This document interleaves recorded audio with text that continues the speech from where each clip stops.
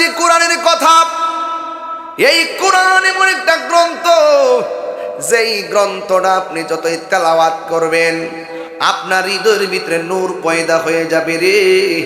এই নূরের আলোতে কবর আলোকিত হয়ে যাবে। শুধু তাই নয়, যখন হাসরের ময়দানে আপনি উঠবেন, আল্লাহর ছায়া, কুদরতি ছায়া বিনে যেদিন কোনো ছায়া থাকবে না, ওই কঠিন মুসিবতের সময় আমার নবী বলতেছেন বাইদ আফরা, এমন একটা মাঠের মধ্যে তুমি উঠবা, যেই মাঠটা হবে আংরার মাঠ, যেই মাঠটা হবে পুরা মাটির মাঠ, পুরা মাটির মাঠ। এমন একটা মাঠ হবে, যেই মাঠটা হবে একদম তামার চাইতে আরো গরম। ও বন্ধুরে, ওই মাঠের মধ্যে শুধুমাত্র আংরা হবে না, আমার নবী, আপনার নবী বলতেছেন কাকুর সাতিন নাকি, ওই মাঠের মধ্যে কোনো উদ্ভিদ থাকবে না, গাছ থাকবে না। এমপির জন্য একটা বট গাছ থাকবে, হ্যাঁ, মন্ত্রীর জন্য একটা তেঁতুল গাছ থাকবে। কয় না না, ওই হাসরের ময়দানে কাকুর সাতিন নাকি, একটা গাছও থাকবে না, একটা উদ্ভিদও থাকবে না। মাঠটা হবে পুরা মাটির মাঠ। মানুষ সেখানে উঠবে হুফাতান উরাতান, যাদের পায়ের মধ্যে কোনো ধরনের স্যান্ডেল থাকবে না। শুধু তাই নয়, ওই শরীরের মধ্যে কোনো কাপড় থাকবে না। খতনাবিহীন অবস্থায় ওই মাঠের মধ্যে গিয়ে উঠবে। আয়েশা সিদ্দিকা একটা চিৎকার মারা, ইয়া রাসূলুল্লাহ, নবী গো, দুনিয়াতে কাপড় পইরা একজন আরেকজনের সামনে যায়, হাসরের ময়দানে আমাদের গায়ে কাপড় থাকবে না রে। মানুষের গায়ে যদি কাপড় না থাকে, এটা কেমন ধরনের লজ্জার মাঠ হবে? কেমনে একজন আরেকজনের সামনে দাঁড়াবে? ইয়ানজুরু বাদুহুম ইলা বাদ, একজন আরেকজনকে তারা দেখবে, এটা কেমন ধরনের মাঠ? আল্লাহর হাবিব ডাক দিয়া বলে, আয়েশা রে, তুমি বলতেছো একজন আরেকজনরে দেখবে, একজন আরেকজনরে দেখবে? না রে না, না রে না, কবর থেকে উঠানোর সময় গাটটা মুর্সাদা ভাঙ্গা দেওয়া হবে, চেহারাটা একবারে আসমান বরাবর করা হবে। এক সেকেন্ডের জন্য একজন আরেকজনের দিকে তাকাইবে। আল্লাহু আকবার বলে কেন?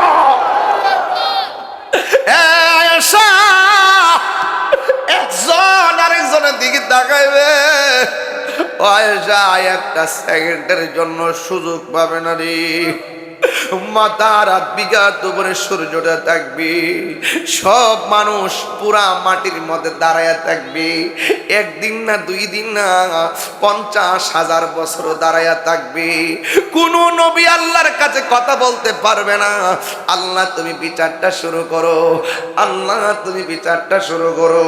কিন্তু একজন মাত্র নবী, যিনি বলবে আল্লাহ হইলে আল্লাহ তুমি বিচারটা শুরু করো।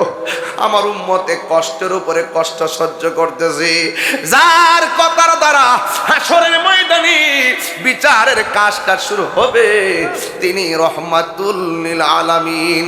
কেউ গিরা পানিতে সাঁতার কাটবে, কেউ হাঁটু পানিতে সাঁতার কাটবে, কেউ কোমর পানিতে সাঁতার কাটবে।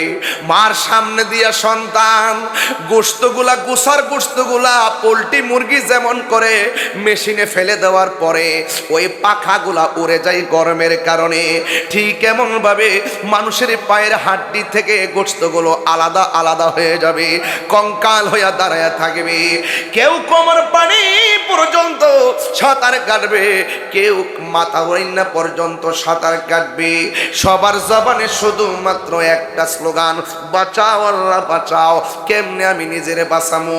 মার চিন্তা করবে না, বাবার চিন্তা করবে না, দাদার চিন্তা করবে না, দাদির চিন্তা করবে না, শুধু বলবে আল্লাহ আমারে বাঁচাও, আমারে বাঁচাও।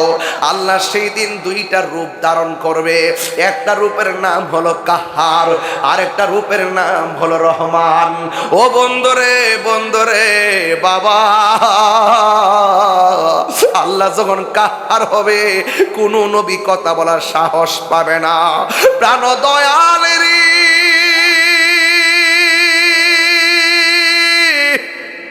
গৃহস্থেরা দলে দলে বলে, হাঁস মুরগি কতই পালে, সন্ধ্যা হলে ডাক দিয়া লয় গরে। যার যত পালিত ছিল সকল রে তো ঘরে নিল, যার যত পালিত ছিল সকল রে তো ঘরে নিল। আমি একা রইলাম অন্ধকারে, প্রাণ দয়াল রে সন্ধ্যা হইল ডাকি দিলে না মরি।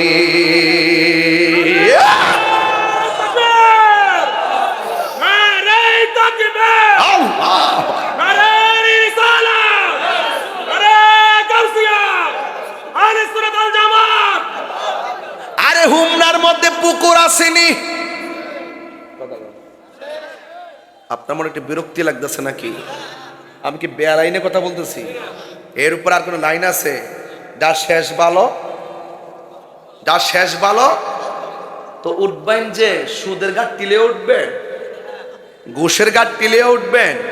একটু ফরেনা দেখবেন কেমনে আতুর বানাইলাম ওদের গাঁটটি খাইলে খান, ইচ্ছা মতো আমি না করবো গাড়া।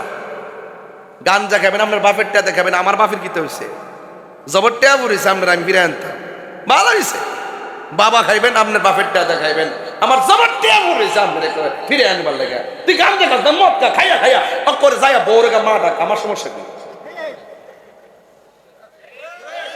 কেউ নেশা করলে মাথা ঠিকতে হ্যাঁ, বউরও তো মা ডাকে যায় আম্মা টেয়া দাও, কারণ নেশাখোর এদের কোনো ধর্ম আছে? এরা কি বাঁচবে স্যার বুঝে? আজকে খবর নিয়ে দেখেন, আজকে দেখলাম মানুষ এত পশু হয়ে গেছে, মাইরা ডিপ ফ্রিজের মধ্যে ঢুকায় রাখছে। আর গত পরশুদিন দেখলাম নিজের আপন মায়ের মাইরা ঘরের ভিতরে গাঁটা কইরা ফেলে রাখছে। কেন? একমাত্র কোরআন থেকে দূরে। কেন?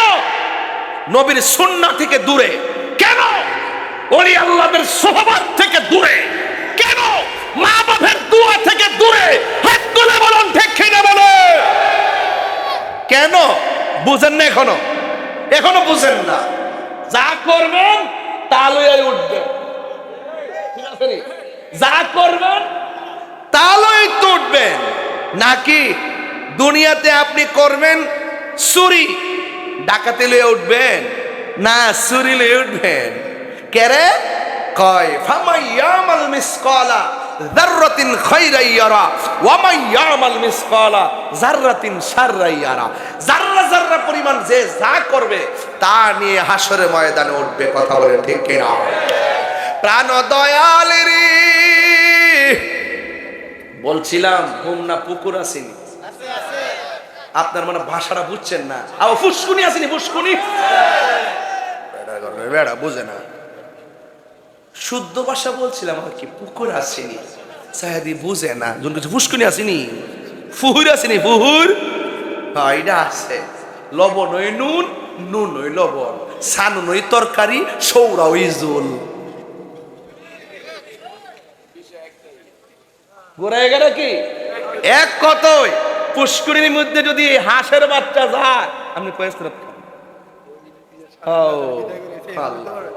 আমি এমাতা খুঁজতাছি, বিচার পাইতাছি না, রোডে গেল কই গেল কই, মাইক ধরে গেছে গা। আল্লাহ আকবার জোরে গো। তা আমি বলছিলাম কি ফুহুর আসেনি, হাঁসের বাচ্চা জানি। সন্ধ্যাবেলা যদি হাঁসের বাচ্চাটা বাড়িতে না ফিরে, বাড়ির মালিক কই যা? না দিঘির যা, ফুসকুনির যা, যাইয়া ডাক দে সুই সুই। কেন একটা ডাক দে না? কি তা চই চই চই চই ছয় ছয় দাহিনী কেরে? এই এই এই জুতা, এই এই জুতা, এই আরে বেড়াই আজকে ভাবছিলাম জিকিরটা করুম, পারতাম না তো, দেখা যায় ওই বনি জিকির ইনশাল্লাহ আজকে একটা। আমার আগে স্বামী নাকি অনেক জিকির আজকে করছে শুনছি, এই জন্য আমি আর এই লাইনটা দিতাছি না। শানটা একটু কমই গামো, তবে এই শানটার অর্থটা ভাঙ্গা যায়।